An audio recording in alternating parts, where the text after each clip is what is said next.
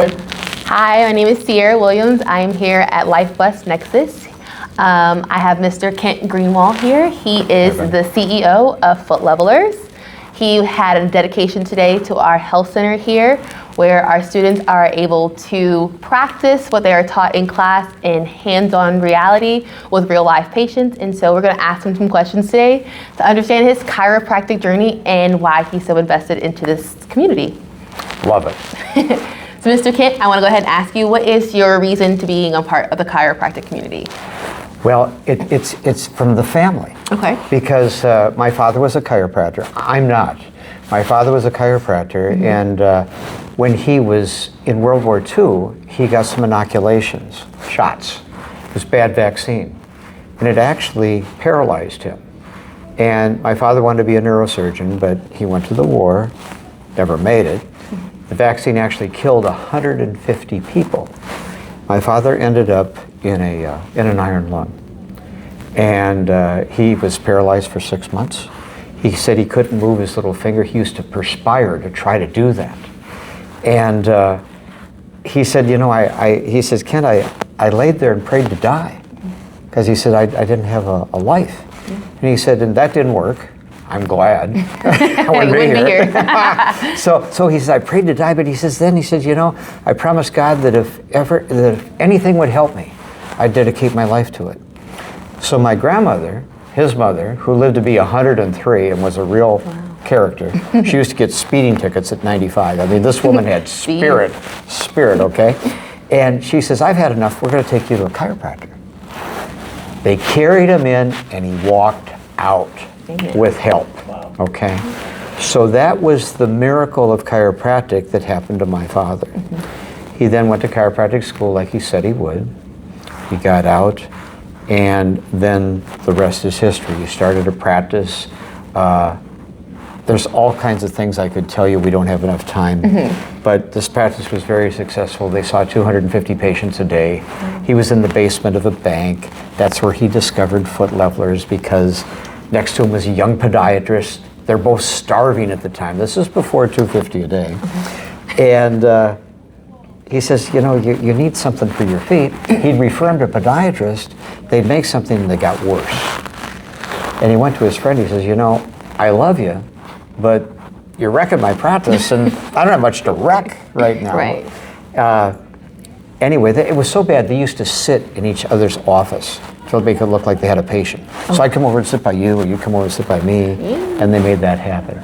But what's my why in chiropractic? My why is because I know firsthand the miracles of chiropractic. And if it wasn't for that, I wouldn't be here. Absolutely. And the teaching that my father gave me is that we give back, we tithe, we do this to help the world be just a little better place. And my why in chiropractic is, I know it's so wonderful, I know it's so powerful, it would really be remiss to not do everything you could to help it grow and help humanity. That's my why. We appreciate it, for sure. It's never taken for granted. And I like what you said, like, do the little thing you can to help the chiropractic community. I grew up with the saying, you get 1% better every day. It's not about... Love it, that's great. Yep. It's the 1% every day gets you better. Yes. Well, Mr. CEO, not a chiropractor. Can't believe I'm sitting next to a bystander here, future doctor. Okay. You went to business school. Yes. What would you recommend to a current business student? How can they create a business or organization that can help improve or impact chiropractic? Okay, so if I get this question right, the students in business school, it's my job to say, hey, we want to impact chiropractic. This is what I'd recommend you do. Yes. Is that right? Absolutely. Well, then I would tell them that there's a couple paths that they could go about to do that. Okay. One would be the communication path. For example, would they become involved in journalism to some extent? Would they be in TV, radio, now it'd be social media, but whatever. What could they do to multiply themselves? Okay. If you give a speech, sing a song, do whatever, wonderful. But if that song becomes a #1 hit, is played all over or whatever, that's all the better. So the first thing I'd say is, if your heart is in chiropractic, go in journalism and specialize in healthcare. Can you become a healthcare expert on a network show? Can you be someone that they look forward to? Can you write a column, a syndicated column in whatever it might be? Can you have a podcast? So I'd say communication would be the key for that one. I like that. But they say, but I don't like journalism. I hate to write and I don't like to talk. And I say, okay, well, we'll figure out something else for you. So what else could they do? Well, if they went into banking, finance, and they understood how the world works as far as money and all the things that it does. What do I mean by that?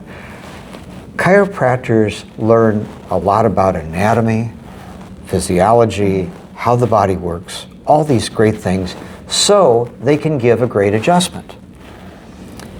But as good as they are over here, they don't get the training, the discipline, the understanding, the mentoring of how to run a business.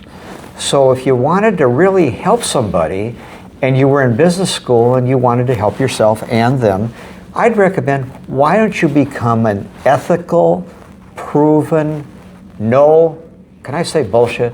Mm-hmm. No BS, we can get rid of that, consultant to help that man or woman who has been trained with the wonders that happen in their hand. You know, B.J. Palmer had the WOC, the TV station Wonders of Chiropractic, and I watched that station when I grew up. They've got the wonders of chiropractic in their hands. Why don't we help them get the wonders of chiropractic in their office with how to hire a CA? What's the best way to negotiate a lease? What does the interest mean? What amount of money should I pay? What does a budget look like? Explain to me what a P&L is. Things that are in business school that they don't get to know. So that's what I do. I like that. I try to get them to communicate and multiply their potential that way. If they don't like that, why don't you help them with what you've learned in business so they can use it in their business. I like that a lot. Yeah. Bridge the gap together. Exactly. Be a whole community here. And my last, but yet not final question, because I've been talking to you all week. Your last but not final? Yes. So my last do women do that? I mean, what's the deal here? Okay, go ahead. My last question for this, because it's not final, because we have been in contact and we will stay in contact. Absolutely. So it's not my final question. Okay. All right, fair enough. What is a clinical pearl or a pearl of wisdom you can give to all of us here in school in chiropractic, with all the things you know about chiropractic that you've had experience with chiropractic? Okay. Well, let me answer. You said clinical. All right, so let me just give you a quick foundation, then I'm going to answer the question. Okay. Foot Lovers has an educational division. I started it. We do annually around 250 seminars a year. What does that mean? That means college homecomings, that means state associations, it means CME, or CE for chiropractors, all of that stuff. So I'm pretty familiar with what they know and they don't know, and what works and what doesn't, from just because of the years and all those seminars we do. So here's what I would say. I would want to teach them how to win the battle on the table. Now, what does that mean? That doesn't mean your patient's fighting. No, that doesn't mean that. But you've got a wonderful patient. They're doing everything you say. They're very compliant. It's all good. But so many times, the chiropractor gives a beautiful adjustment. They do everything they're taught to do, and it's received well by the patient. But then, many times, they get up and they walk to the front desk to make the next appointment, if they haven't made them in advance, which I recommend. Get them all scheduled ahead of time. But by the time they get to that front desk, it is possible, and I've seen it with my father, where he'd give a good adjustment. They'd get up. He used to have a plumb bob and a mirror, and so you could look at this way. You could look and see the spine behind you, and with the plumb bob, which is what a carpenter uses, it's got a weight on it, and you see the string, and you could see the difference in the spine. The patient could see it. That's how he built his practice, one of the things. But one of the things that would happen is They do that, it'd be okay for a moment, and then he'd have them look again, and it wouldn't be what it was. In other words, it didn't hold, the adjustment. So what I would do as a pearl of wisdom is I would say, we want to help stabilize, support, and make that adjustment as long-lasting and permanent as possible. Has nothing to do with how many times they come in and see me, has nothing to do with the care plan, it has to do with the outcome of their health. So where am I going? The soft tissue, we know, is important. And when I lecture, I talk about how you can take a rubber band and go like this, that comes back and forth. And you can take, let's say, taffy or bubble gum. You probably never chewed bubble gum. Anyway. I have chewed bubble gum. Oh, okay. All right. extra to be specific. Oh, okay. Well, there you go. All right. Good to know. But if you took the bubble gum out and went like this, it doesn't go back. It's stretched. It's like you take a plastic bag and stretches out. That's what happens to your soft tissue. And when we give an adjustment, we can get things properly aligned and that nervous system functioning just the way we want it. But when the foot hits the ground, everything does change when you become weight-bearing. Thank God we take x-rays weight-bearing. Some medical folks think non-weight-bearing is okay to take an x-ray, and well, that's not how I would recommend it. And neither would Terry Yoke. Okay. And he's my friend. So bottom line, I would explain to the patient that this soft tissue is involved. I would see if we had some things in the feet that would affect that, and usually you do. They don't hurt, foot doesn't hurt, but their back or knee or hip does, blah, blah, blah. That's a medical term, blah, blah, blah, or a chiropractic term.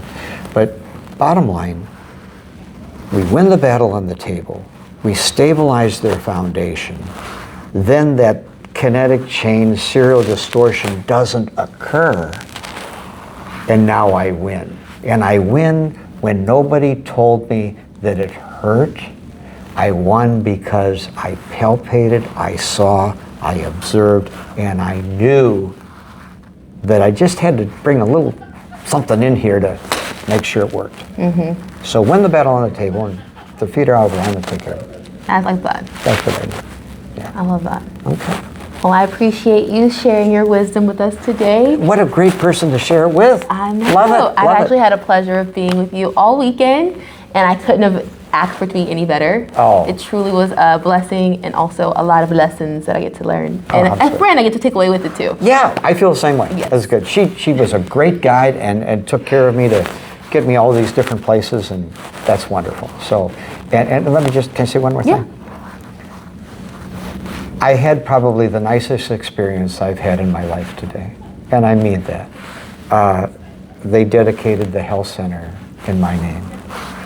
And to know that students are going to be coming through, including you, and that the instructors and the professors, the teachers, the clinicians are going to be there, and to have my name on a space where someone comes in and learns how to take care of humanity better, and where they learn how to really just do the right thing for that person.